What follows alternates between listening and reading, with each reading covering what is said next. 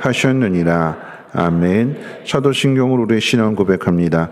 전능하사 천지를 만드신 하나님 아버지를 내가 믿사오며 그 외아들 우리 주 예수 그리스도를 믿사오니 이는 성령으로 잉태하사 동정녀 마리아에게 나시고 본디오 빌라도에게 고난을 받으사 십자가에 못 박혀 죽으시고 장사한 지 사흘 만에 죽은 자 가운데서 다시 살아나시며 하늘에 오르사 전능하신 하나님 우편에 앉아 계시다가 저리로서 산자와 죽은 자를 심판하러 오시리라. 성령을 믿사오며 거룩한 공회와 성도가 서로 교통하는 것과 죄를 사하여 주시는 것과 몸이 다시 사는 것과 영원히 사는 것을 믿사옵나이다. 아멘. 다 함께 앉으셔서 찬송가 433장 통일 찬송가로 490장 찬송 후에 임성근 장로님 기도해 주시겠습니다.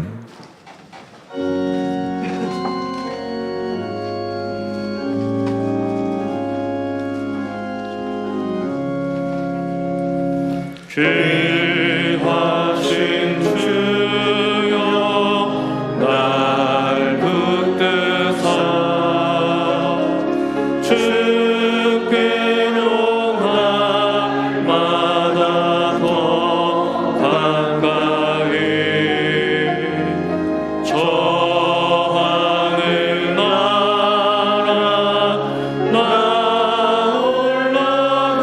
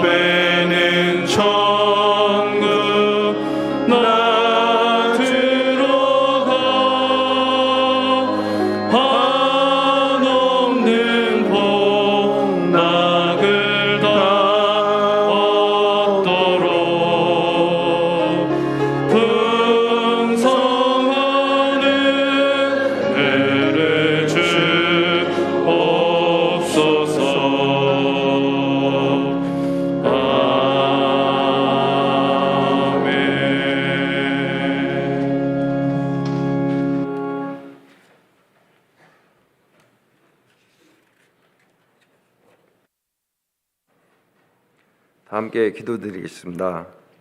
하나님 아버지 감사합니다. 푸른 실록이 펼쳐지고 주님의 사랑이 따사로운 바람이 불어오는 5월 가정의 달을 허락하여 주심을 감사를 드립니다.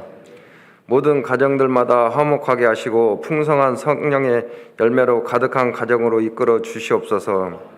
하나님 아버지, 우리가 한 주간도 살면서 하나님 말씀대로 살지 못하고 여러 가지 범한 죄와 허물이 많이 있습니다. 이 시간 저희들의 모든 죄를 주님 앞에 고백하오니 회개하오니 주님 용서하여 주시옵소서. 하나님 아버지, 거룩한 주일 아침에 주의 사랑과 은혜를 사모하는 간절한 마음으로 하나님을 찾아온 성도들에게 한량없는 은혜를 베풀어 주시옵소서. 가정의 여러 문제와 경제적인 문제로 고민하며 간구하는 모든 기도를 주께서 들어주시고 응답해 주시기를 바라옵고 원합니다. 하나님 아버지, 우리의 교회가 지역의 구원이 되시며 기쁜 소식을 전할 수 있도록 간절히 빌고 원합니다. 또한 역할과 사명을 따라 각 기관을 세워 쌓으니 각 기관을 지켜주시고 늘 새로운 힘을 주시어 잘 감당할 수 있도록 도와주시옵소서. 오늘 이렇게 저희들을 불러주신 주님, 저희가 마음과 몸을 합쳐 주님께 신령한 예배를 드리오니 흠양하여 주시고 기뻐 받아 주시옵소서. 오늘도 단위에 세우신 담임 목사님을 강한 팔로 붙드셔서 우리가 말씀 앞에 변화되고 새로운 역사가 일어나게 하시고 무엇보다도 주님의 굳건한 믿음과 기쁜 사랑이 저희 가슴이 깊이 전하여질 수 있도록 성령님 함께하여 주시옵소서. 오늘도 정성껏 준비한 찬양대를 축복하여 주시고 저들이 드리는 찬양을 흠약하여 주시옵소서. 이름도 빛도 없이 예배를 돕는 이들에게 한량없는 복을 주시기를 원하오며 예수님 이름으로 기도드립니다. 아멘.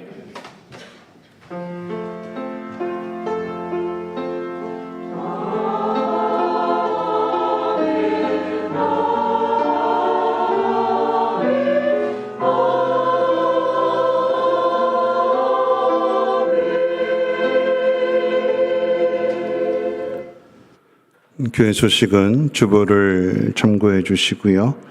6월 11일 토요일 오전 9시 30분 남전도의 회원님들은 달미 풋살장에서 친선 모임을 갖는다고 합니다. 족구도 하고 배구도 하고 오랜만에 함께 하나가 되는 그런 자리에 많은 분들이 참여해 주시기를 부탁을 드리겠고요. 5월 28일 오전 10시 30분 목자 되시는 분들 지하 본당으로 모여 주시기를 부탁드립니다. 아울러서 이제 올해는 우리 교회가 설립 40주년을 맞이하는 그런 해입니다.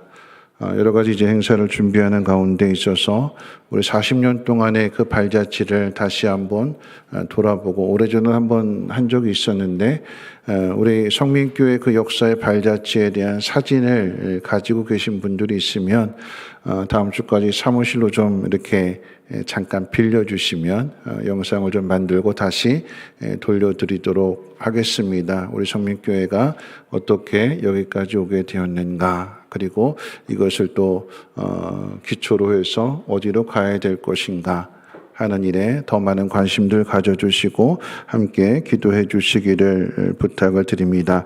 여러 봉사자들, 지원자들 모집 광고 보시고 참고하시기를 부탁드리겠습니다. 하나님 말씀 보도록 합니다. 하나님 말씀 로마서 13장 1절로 7절 말씀까지 보시겠습니다. 제가 가진 성경으로 신약 성경 257페이지 로마서 13장 1절로 7절까지입니다. 제가 봉독합니다. 각 사람은 위에 있는 권세들에게 복종하라. 권세는 하나님으로부터 나지 않음이 없나니 모든 권세는 다 하나님께서 정하신 바라.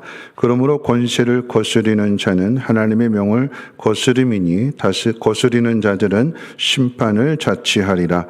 다스리는 자들은 선한 일에 대하여 두려움이 되지 않고 악한 일에 대하여 되나니 내가 권세를 두려워하지 아니하려느냐. 선을 행하라. 그리하면 하면 그에게 칭찬을 받으리라.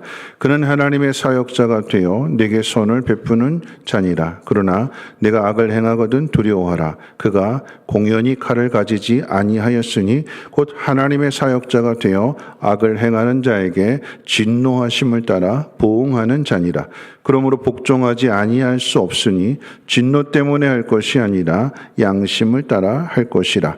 너희가 조세를 바치는 것도 이로 말미암음이라. 그들이 하나님의 일꾼이 되어 바로 이 일에 항상 힘쓰느니라. 모든 자에게 줄 것을 주되 조세를 받을 자에게 조세를 바치고 관세를 받을 자에게 관세를 바치고 두려워할 자를 두려워하며 존경할 자를 존경하라.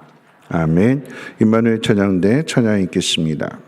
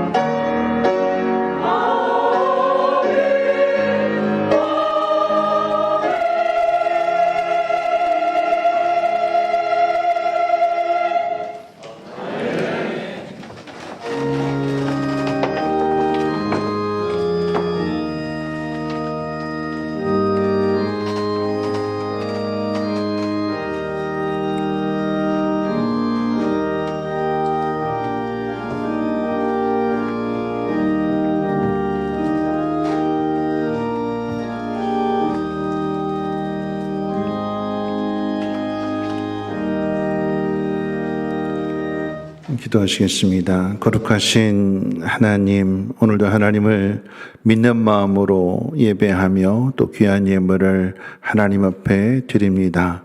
하나님의 그 놀라우신 뜻이 연약한 우리들을 통하여 드러내며 나타낼 때에 많은 사람들이 하나님의 영광을 보게 하시고 그들이 하나님을 사랑하며 그들도 하나님께로 돌이키며 거룩한 하나님 백성 될 수 있도록 하나님 인도해 주시옵소서. 드린 손길 하나님 복되게 하셔서 힘들고 어려운 시간들을 보내고 있지만 메마르지 않게 하시고 하나님께서 공급해 주시고 때를 따라 도와주시고 채워주시는 그 은혜로 말미암아 더 풍성한 감사를 누리며 살게 하옵소서.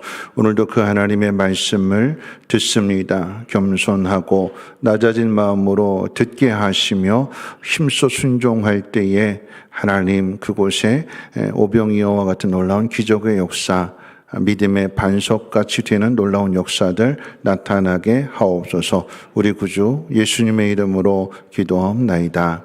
아멘. 네, 한 주일 동안도 편안하게 잘 지내셨는지요? 우리 옆에 분하고 함께 문안하도록 하겠습니다. 인사하실 때 하나님이 당신을 사랑하십니다 하고 인사하겠습니다. 네, 하나님께서 당신을 사랑하십니다. 네, 한 번 더 인사하겠습니다. 우리 표로 인사합니다. 당신이 행복해야 교회도 행복합니다 하고 인사하겠습니다. 네, 당신이 행복해야 교회도 행복합니다. 한 사람의 행복이 모든 사람의 행복이 되시기를 주님의 이름으로 축원을 드립니다. 사람은 의미를 되새기고 명분을 찾는 존재입니다. 내가 왜 태어났는지, 내가 왜 살아야 되는지 그 의미와 명분을 찾으려고 합니다. 왜 태어났는지를 묻는 것은 무엇을 위해 살아야 하는 존재인가를 묻는 질문이기도 합니다. 자, 바울은 우리가 무엇을 위해서 살아가야 되는지, 어떻게 살아가야 되는지를 가르쳐줌에 있어서 이 로마서를 통해서 가르쳐주게 되는데, 이 로마서의 구조를 보면 1절부터 11절까지는 우리가 하나님의 구원을 받게 되어서 그리스도인으로서의 신분을 갖게 되죠. 우리가 누구인가를 가르쳐주는 것이 1장부터 11장까지의 내용이라고 하면, 이제 그 그리스도의 신분을 가진 사람들이 어떻게 살아야 되는가를 12장부터 16장까지 삶에 대해서 가르쳐 줍니다. 어떻게 살아가야 되는가? 이 시작이 12장 1절부터 시작이 되는데, 우리 12장 1절 말씀 같이 한번 읽어볼까요? 앞으로 넘어가서 12장 1절 말씀 함께 읽겠습니다. 시작. 그러므로 형제들아, 내가 하나님의 모든 자비하심으로 너희를 권하노니 너희 몸을 하나님이 기뻐하시는 거룩한 산 제물로 드리라. 이는 너희가 드릴 영적인 예배니라. 우리가 어떻게 살아가야 되는가? 이어지는 2절 말씀에 보면 이렇게 기록되어 있어요. 요약해서 말씀드리면, 이 세대를 본받지 말고 하나님의 선하시고 기뻐하시고 온전하신 뜻이 무엇인지를 분별해라. 하나님의 선한 뜻이 무엇인지를 찾아서 그렇게 살라라고 하는 것인데, 그 하나님의 선한 뜻이 무엇인지를 가르쳐 주는 것이 뒷부분에 가면 18절 말씀입니다. 이렇게 기록되어 있습니다. 모든 사람과 더불어 화목해라. 모든 사람과 더불어 평화를 누리라 라고 하는 것입니다. 자, 그리스도인들이 어떻게 살아가야 되는가? 이 12장의 내용을 한 줄로 정리한다면 이런 이야기입니다. 하나님께서 기뻐하시는 뜻을 잘 분별해서 화목을 이루기 위하여 너희 자신을 드려라. 이것이 예배다. 이것이 삶이다.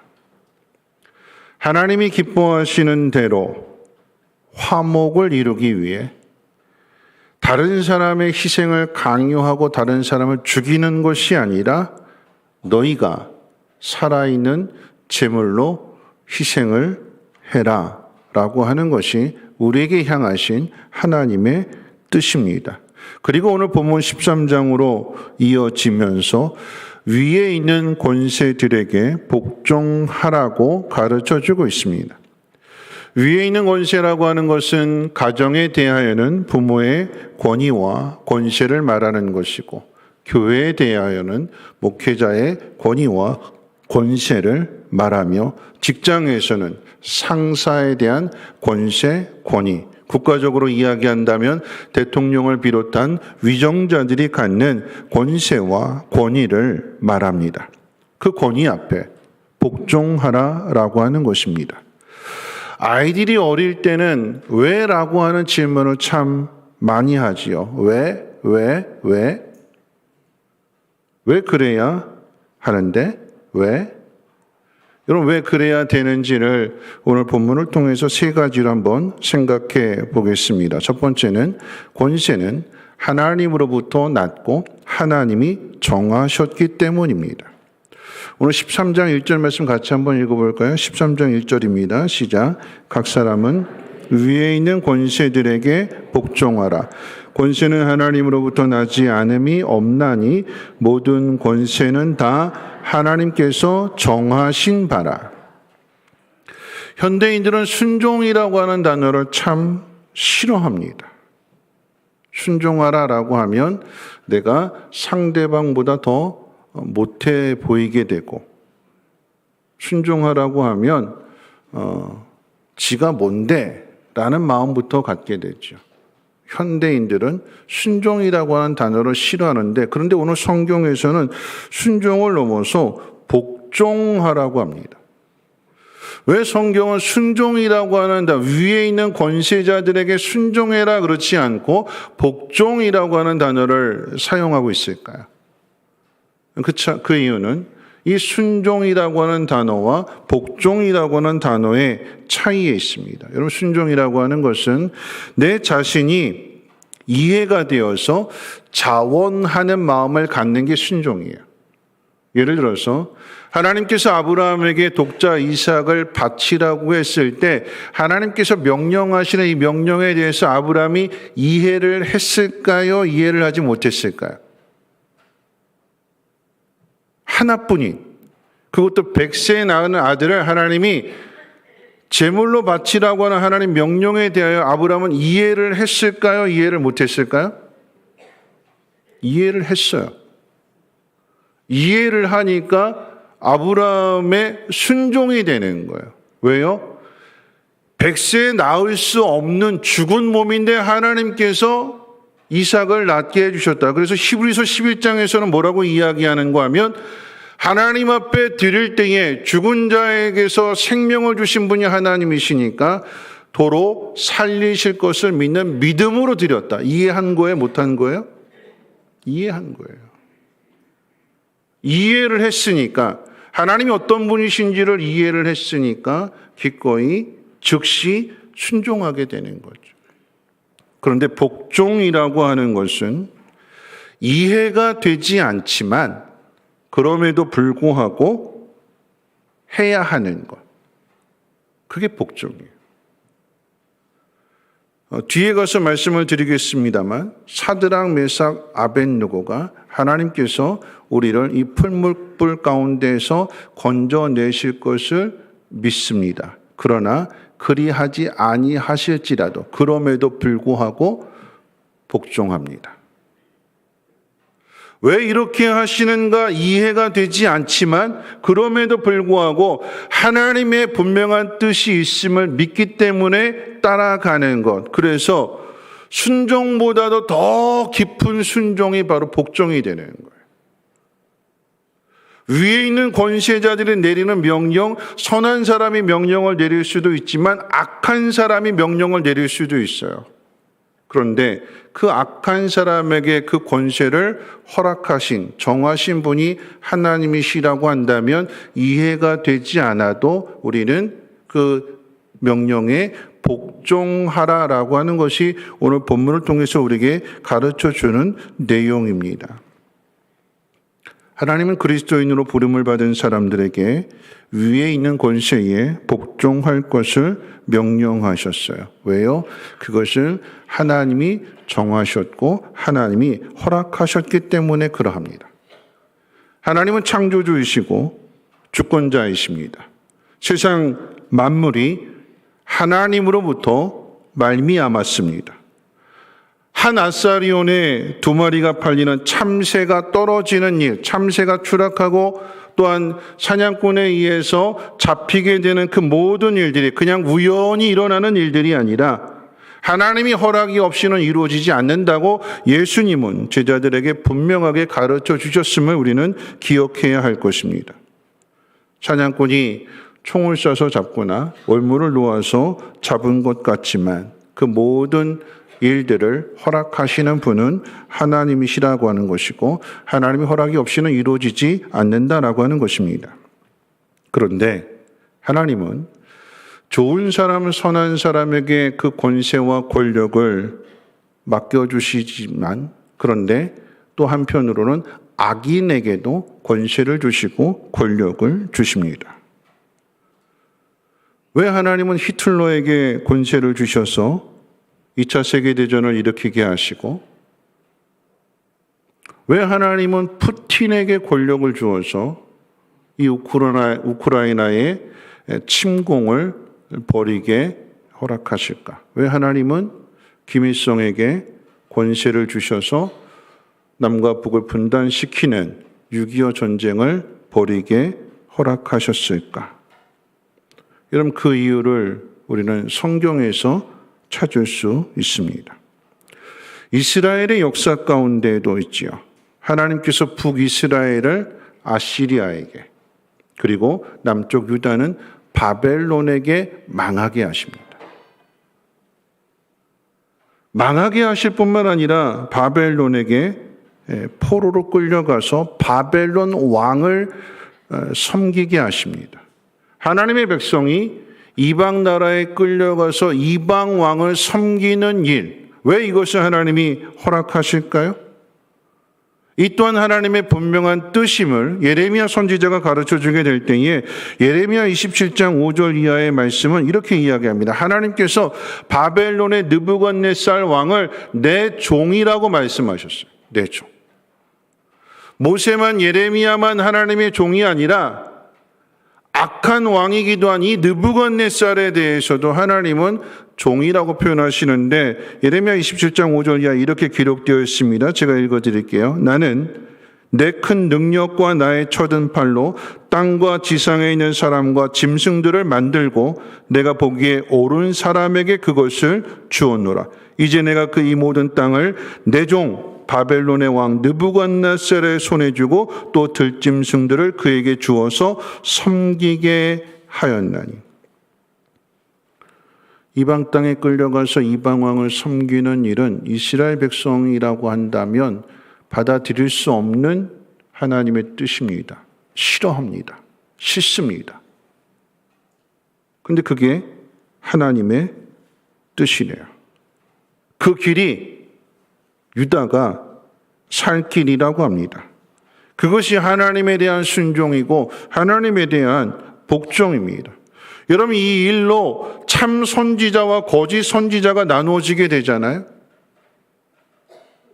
참 선지자와 거짓 선지자로 나누어진다라고 하는 것은 참 신앙인과 거짓 신앙인으로 나누어진다라고 하는 이야기입니다. 누가 참 선지자일까요? 예레미야 선지자가 참 선지자예요. 그는 바벨론에게 항복하는 것이 하나님의 뜻이라고 그랬습니다. 반대로 거짓 선지자인 하나냐는 아니다. 끝까지 싸워야 된다. 하나님 우리를 건져주실 것이고 하나님 우리를 구원해 주실 것이다. 겉으로 본다면 하나냐는 애국자이고 예레미야 선지자는 매국노인 것 같아요. 그런데 실상은 예레미야가 참 선지자이고 하나냐가 거짓 선지자입니다. 왜냐하면 예레미야 선지자는 하나님이 주시는 명령, 하나님이 주시는 그 뜻에 복종하고 순종하는 반면에 하나냐는 하나님을 이용하려고 하는 거예요. 자기 마음대로 살다가 하나님 멀리하고 우상 숭배하면서 자기 뜻대로 살다가 어려운 일을 당하게 되니까 하나님 우리를 건져 주실 거야. 하나님 우리를 회복시켜 주실 거야. 잘 되게 하실 거야. 믿음인 것처럼 보이게 되지만 하나님 이용하는 거예요. 근데 예레미야는 하나님께서 이 유다를 망하게 하셔서 그래서 바벨론에 끌려가게 하시고 정한 기간 동안에 바벨론 왕을 숭배하게 하는 그 일들 가운데는 하나님의 분명한 섭리와 뜻이 있음을 믿는 거죠.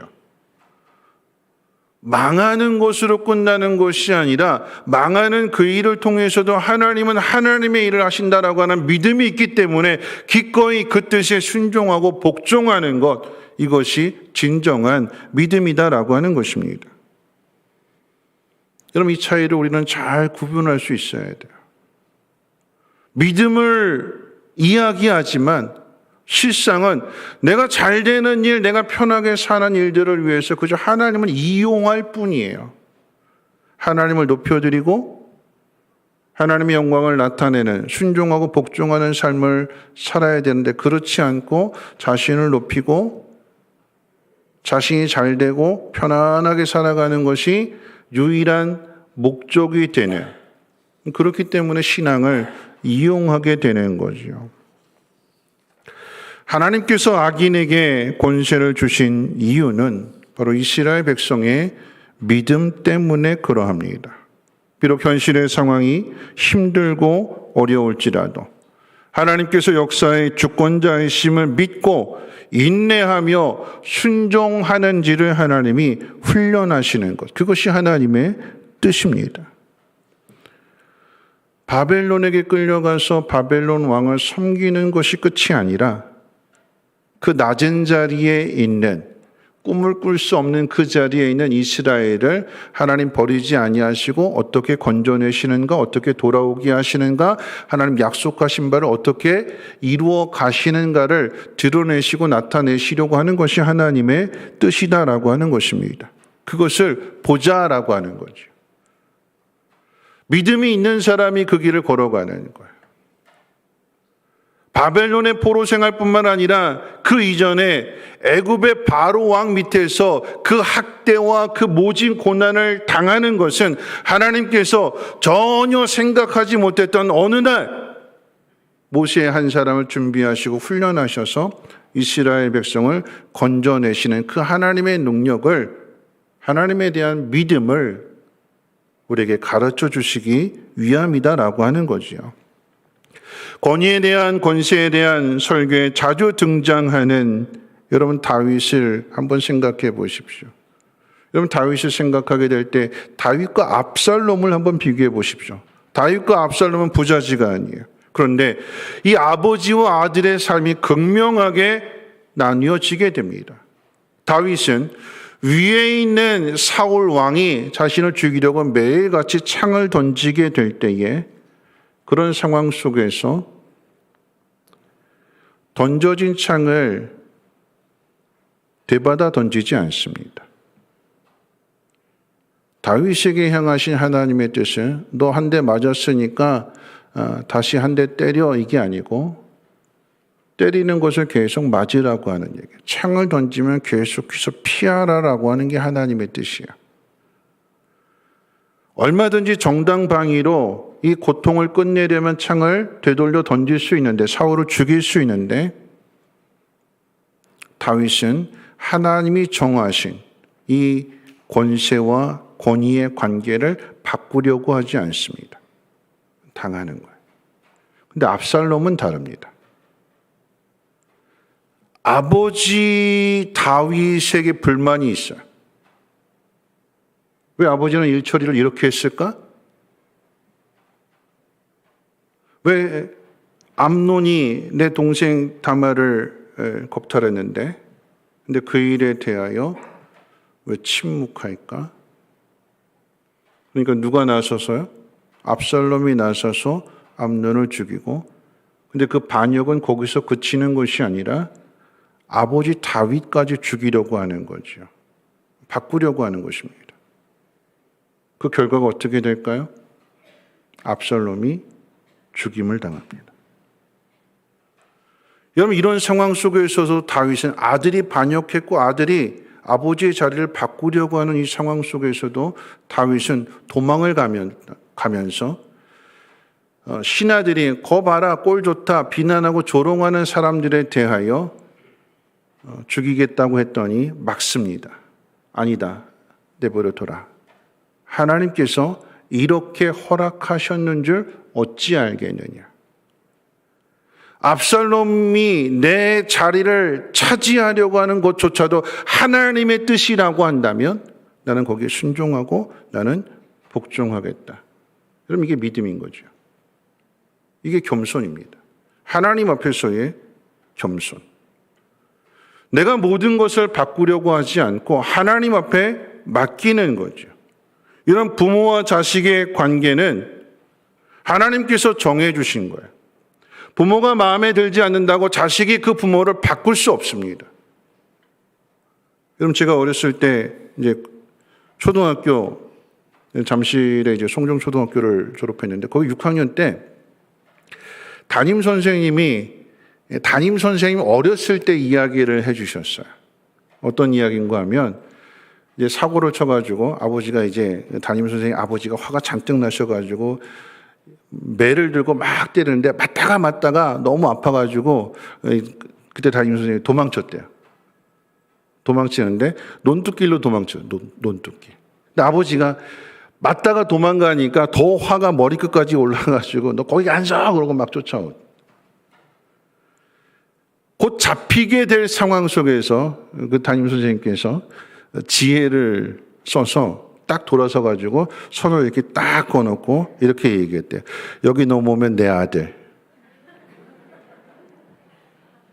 아버지가 머리 끝까지 화가 너 가만히 안 서 막 쫓아오는데 담임 선생님이 손을 딱 꺼놓고 여기 넘어오면 내 아들. 자, 이 아버지가 넘어갔을까요? 안 넘어갔을까요? 여러분, 선을 넘으면 아버지와 아들의 관계가 바뀔까요? 선을 넘었다고 해서 아버지가 아들이 되고 아들이 아버지가 될까요? 아니죠. 하나님이 정하셨어요. 그럼 어떻게 해요? 그 권위와 권세와 하나님이 정하신 그 법에 순종하고 따라가야 되는 거죠. 그럼 그 모든 것들 누가 책임지실까요? 정하신 분이 책임지시는 거예요. 우리가 훈련받아야 되는 내용들은 하나님 앞에서 하나님이 정하신 법을 따라가는, 순종을 넘어서 이해가 되지 않는다 할지라도 그럼에도 불구하고 복종하는 것, 그것이 믿음이다라고 하는 것입니다. 직장의 상사가 마음에 들지 않는다고 내 마음대로 바꿀 수 있을까요? 밑에 있는 사람이 상사가 마음에 안 드네? 이런 그건 누가 바꾸는 거예요? 회장이 바꾸고 사장이 바꾸는 거예요.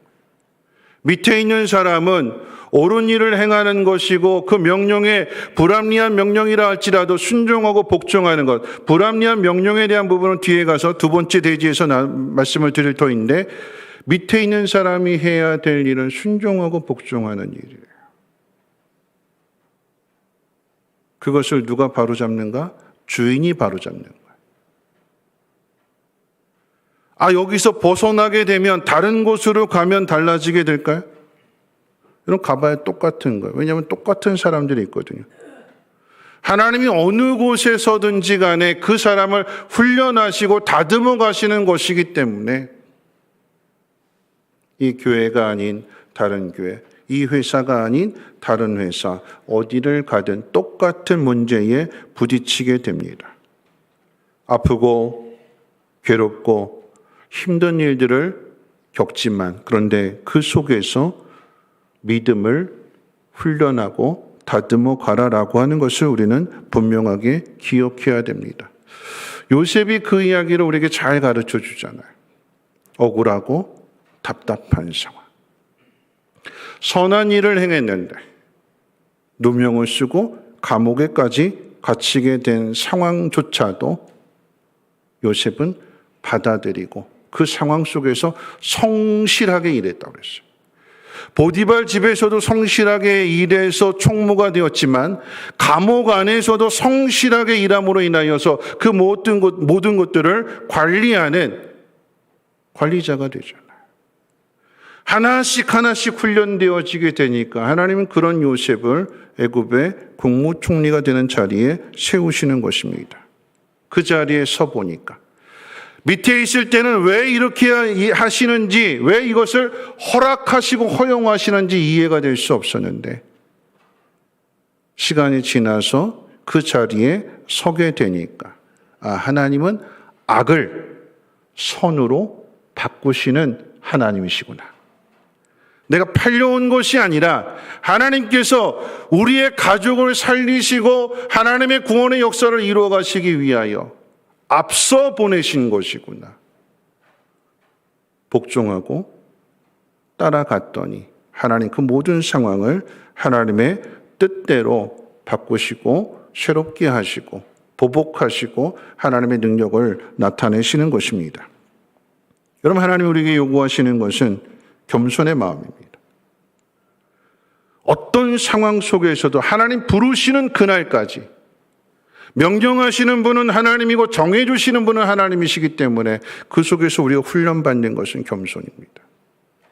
낮아지고 더 낮아지고 더 낮아져서 하나님의 뜻을 따르게 될 때 하나님은 그 낮아진 곳에서 그 낮아진 사람을 비천하고 비루하고 조롱하고 비난당하는 그 사람을 하나님이 높여주시고 하나님의 영광을 위하여 하나님께서 그를 하나님의 선한 일꾼으로 사용해 가시는 것입니다. 여러분 믿으십니까?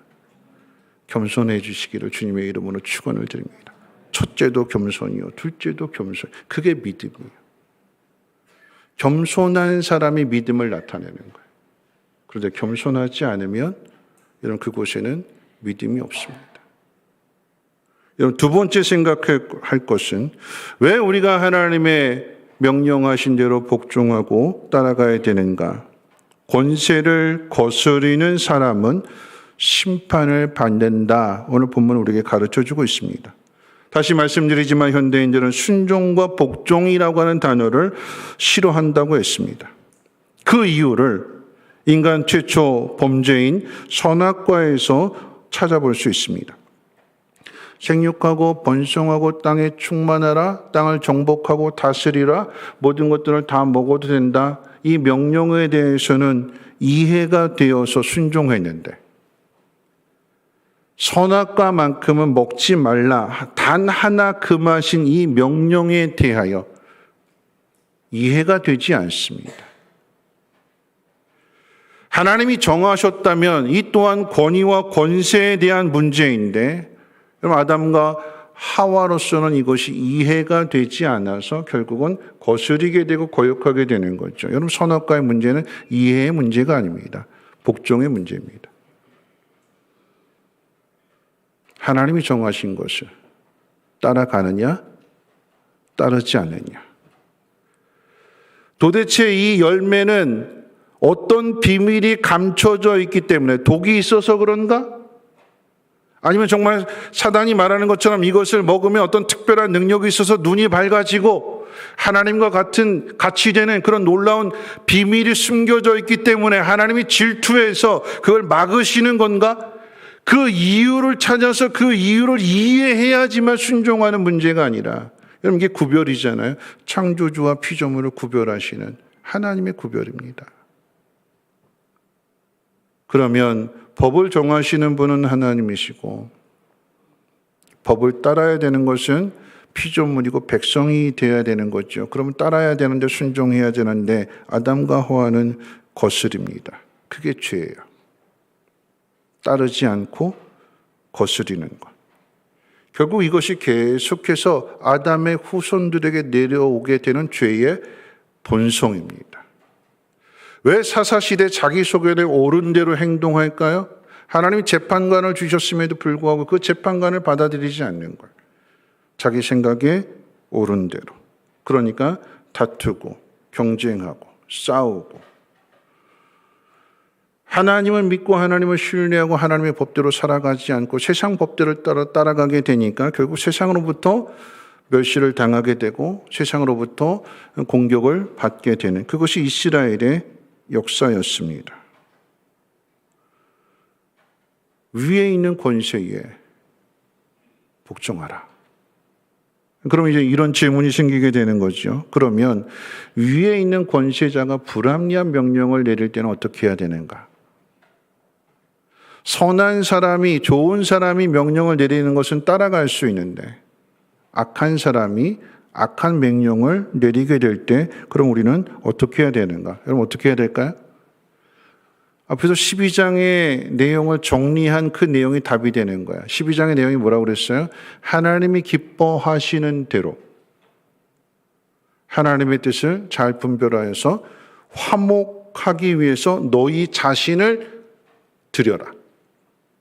너희 자신을 희생해라. 상대방을 바꾸고 상대방을 죽이고 상대방을 희생시켜서 평화를 이루는 것이 아니라 너희 자신을 살아있는 제물로, 희생의 제물로 드려라. 그것이 예배고 그것이 하나님의 뜻이다라고 하는 거죠. 여러분 이것을 다니엘 사건과 사드락 메삭 아벳느고의 사건을 한번 생각해 보십시오. 느부갓네살 왕이 바벨론의 신 외에 그 어떤 신, 그 누구도 그 앞에 숭배하지 말아라. 오직 바벨론 신에게만 숭배해라. 한 달 동안 그 누구의 이름도 부르지 말고 기도하지 말아라. 법을 만들었어요. 악한 법.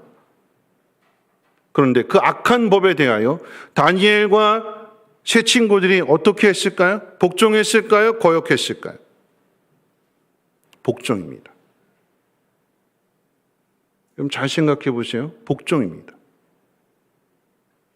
법이 뭐예요? 하나님 앞에 기도하면 사자굴 속에 던진다. 그게 법이에요. 다니엘이 사자굴 속에 들어갔어요? 안 들어갔어요? 들어갔어요. 복종입니다. 우리가 생각할 때에 내가 살기 위해서 하나님을 잠깐 버리겠다. 이게 믿는 사람이 아닌 거죠. 믿음이 아예 없는 거예요. 또 반대로 이건 불합리한 명령이니까 왕을 바꿔야겠다. 왕을 죽여야겠다. 왕과 싸워야겠다. 여러분 이 또한 믿는 사람이 해야 될 일이 아닌 거예요. 하나님 뭐라고 말씀하셨어요? 위에 있는 권세에 복종해라. 그럼 이거 어떻게 바꿀 것인가? 다니엘은 하나님의 뜻을 따라서 계속해서 기도하는 거. 오늘날로 이야기하면 너 교회 가면 너 잘린다 이런 이야기잖아요. 그럼 어떻게 해야 될까요? 하나님을 위한 것이라고 한다면 잘려도 좋습니다. 그 믿음을 나타내는 것이 다니엘의 믿음이고 사드락 메삭 아벳느고의 믿음이에요. 남을 죽이는 일이 아니라 다른 사람을 바꾸는 일이 아니라 자기 자신이 죽는 일. 그랬더니 어떻게 됐을까요? 자기 자신이 죽는 그 일을 통해서 하나님이 죽음의 자리에서 사자굴 속에서 풀무불 가운데 건져내시죠.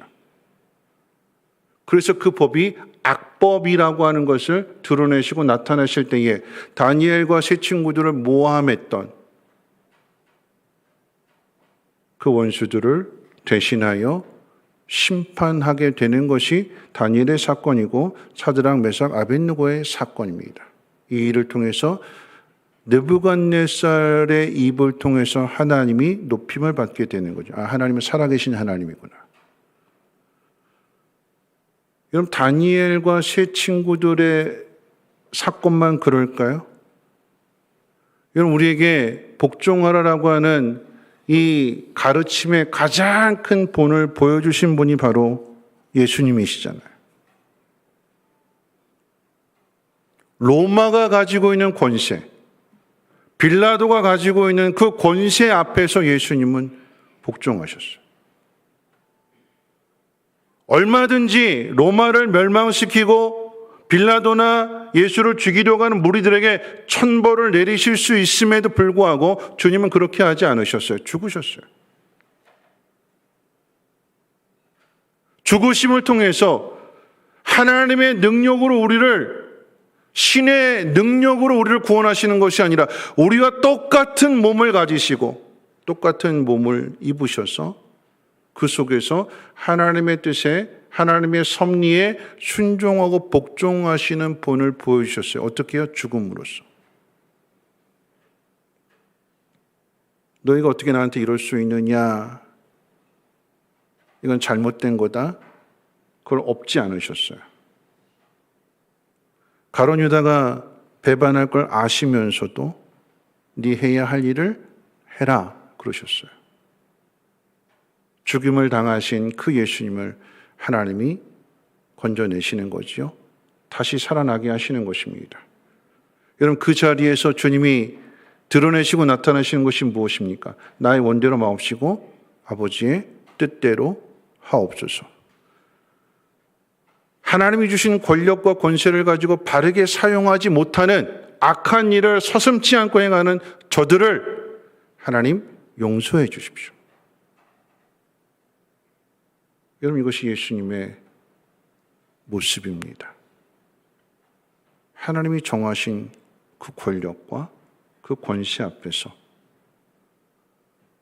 바꾸고 뒤집고 엎어버리고 거스리는 것이 아니라 하나님이 정하신 그 뜻 앞에 순종하고 복종함으로써 그 모든 권한을 하나님 앞에 넘겨드리는 것. 그럴 때 하나님께서 죽은 자 가운데서 다시 살아나게 하시는 것입니다. 여러분, 이것이 기독교의 핵심이에요. 예수를 믿는다라고 하는 것은 이렇게 살아가야 된다라고 하는 거죠.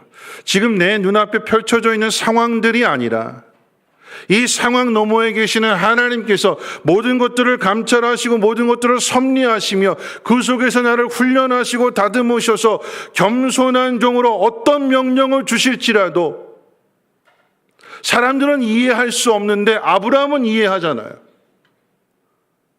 우리는 하나님이 아들 바치라고 하면 제물로 바치라고 하는 것도 아니고, 예를 들어서 선교사로 보내라고 한다면 부모님 왜 하나님 선교사입니까? 그러잖아요.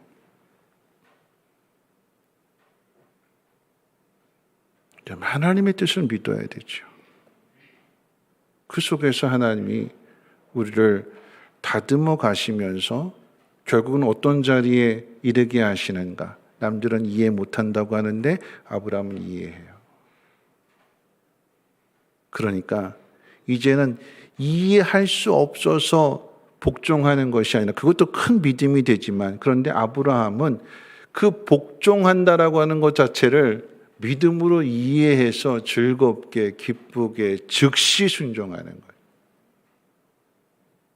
그럼 마지막 세 번째 한번 생각해 봅니다. 오늘 바울이 아주 중요한 이야기를 하고 있는데 우리 5절 같이 한번 읽어볼까요? 5절 말씀입니다. 시작.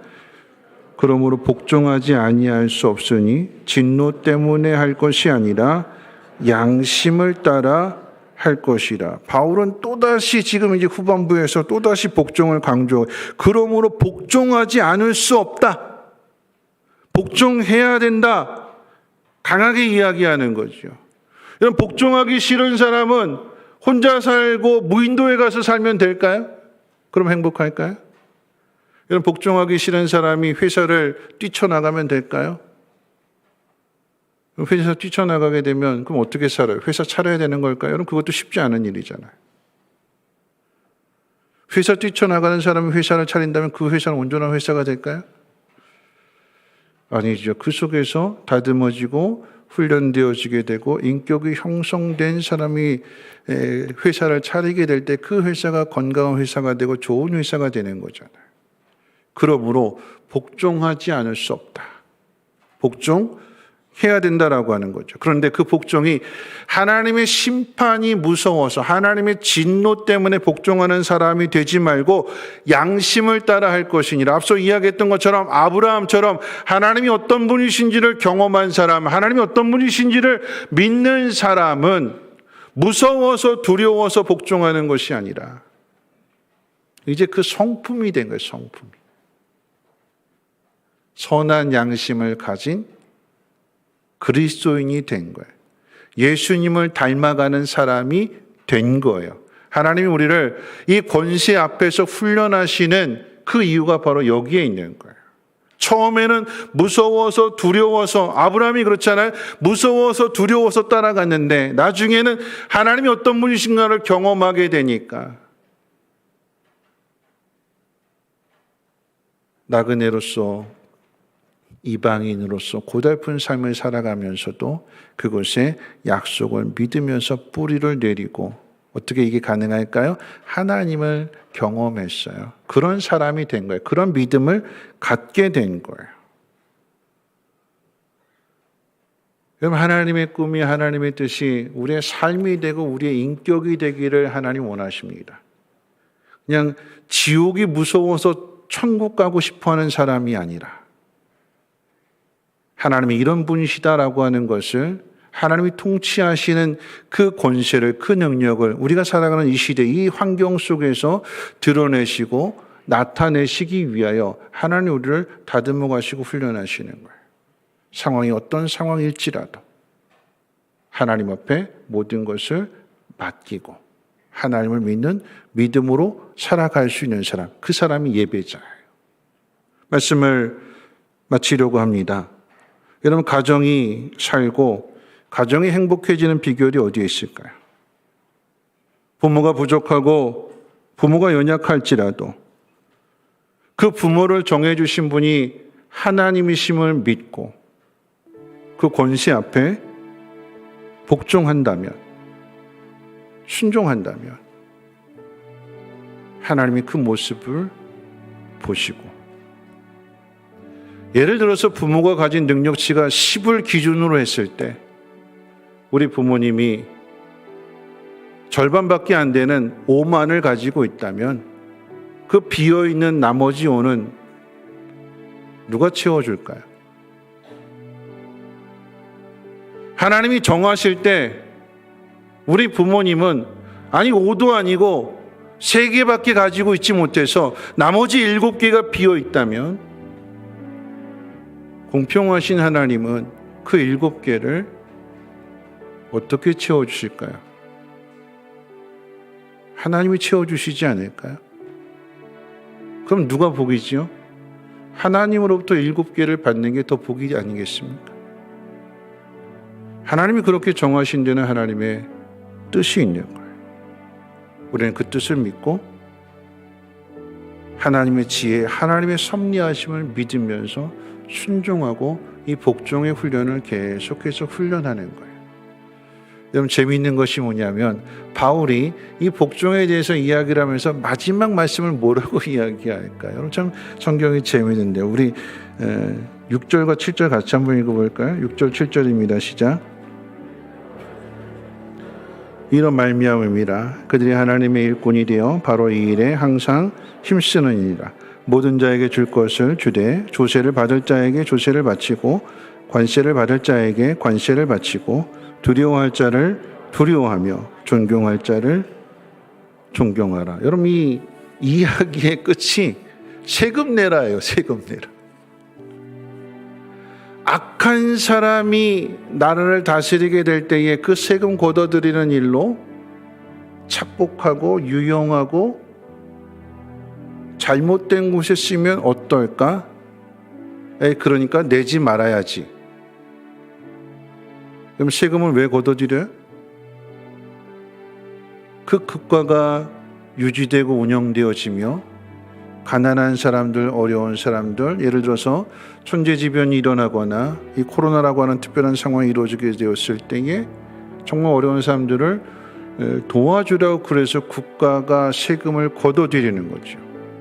여러분, 악한 사람이 이것을 악하게 유용한다면 여러분, 집어삼킨 것은 반드시 악하게 집어삼킨 건 토해내게 되어 있습니다. 그러니까 마땅히 행해야 할 일들을 하나님을 믿는 믿음 안에서 하라라고 하는 거죠. 악한 왕을 핑계 삼아서 세금을 안 나겠다라고 하는 그런 꼼수를 부리지 말고, 그러다가 나중에 세금 폭탄 맞잖아요. 마땅히 줘야 할 것을 줘라. 마땅히 바쳐야 될 것을 그 권세자에게 바쳐라. 그러면 악한 사람이 악한 일을 바로잡는 건 하나님이 하신다. 우리는 그 속에서 순종하고 하나님의 뜻에 복종하는 훈련을 해라. 그것이 바울이 우리에게 가르쳐주는 오늘 본문의 말씀의 내용입니다. 하나님이 정하신 권세와 권위 앞에 복종하는 겸손과 믿음의 사람이 되십시오. 그곳에 억울한 일, 답답한 일, 이제 이 찬양 드리고 기도하실 텐데요. 억울한 일, 답답한 일 많지만 그 속에서 하나님이 어떤 분이신지를 경험하게 될 것이고, 억울함을, 답답함을, 손해보는 일들을 하나님께서 행복으로 바꿔주실 것입니다. 그런 믿음의 사람이 되시기를 주님의 이름으로 축복합니다. 우리 함께 일어나셔서 행복이라고 하는 찬송 드리고 기도하겠습니다.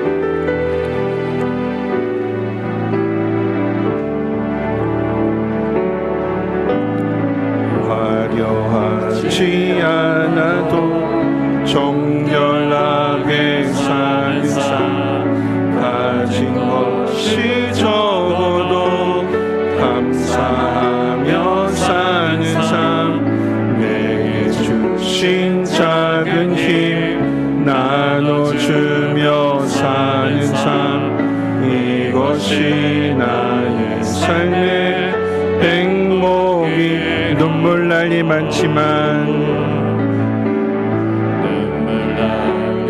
많지만 기도할 수 있는 것, 억울한 일 많으나 주를 위해 참는 것, 비록 짧은 작은 삶 주 뜻대로 사는 것, 이것이 나의 삶의 행복이라오.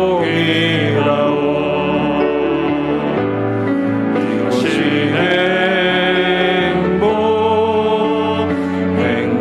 행복이라오.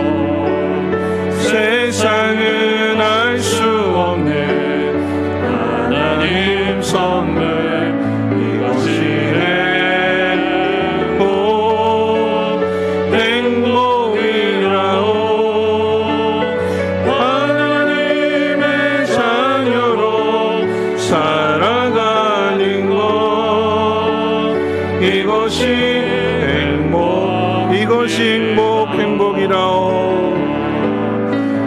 이것이 행복이라오. 세상은 알 수 없는 하나님 선물, 이것이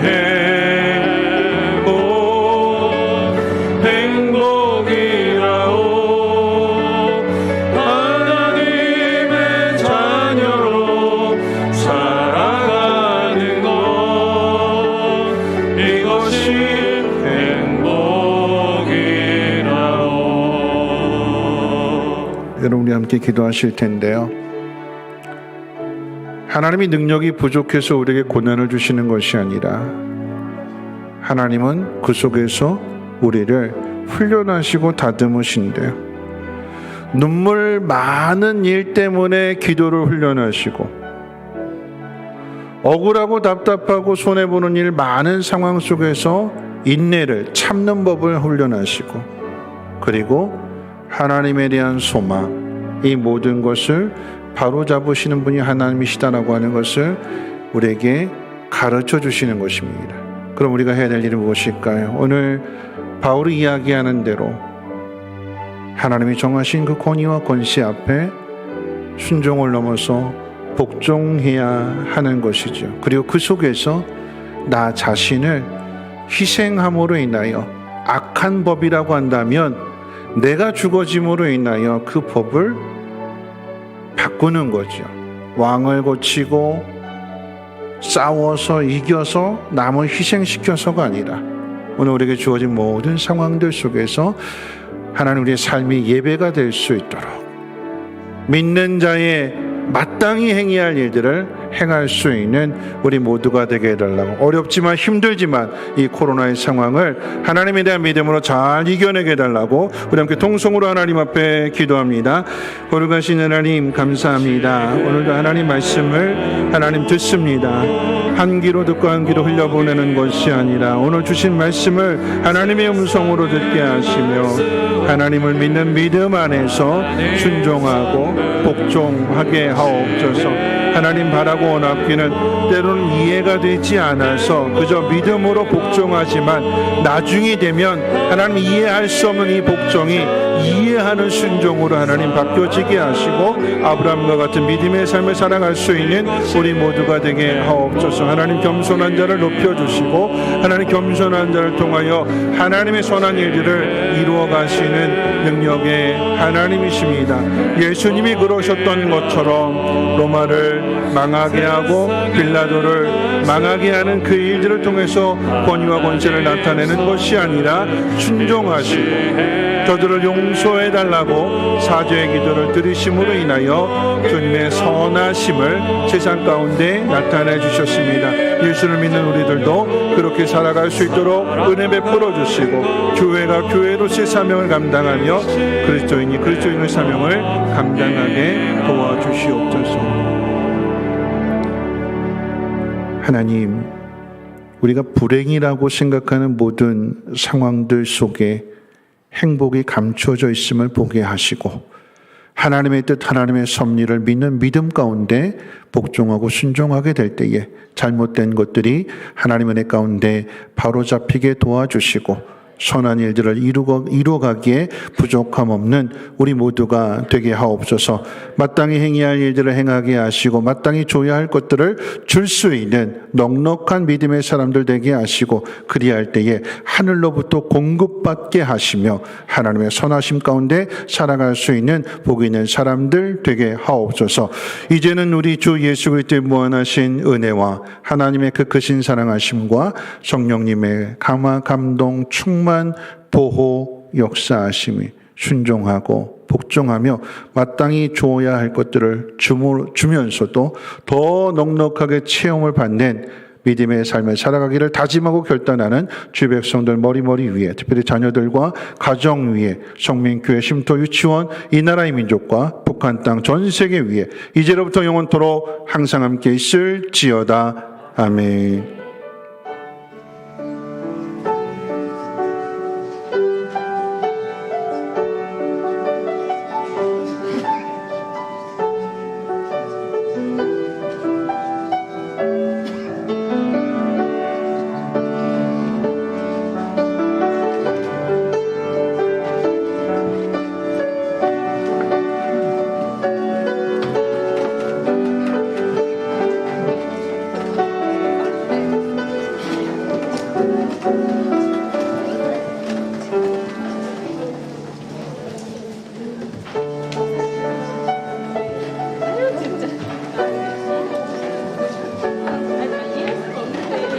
이해할 수 없어.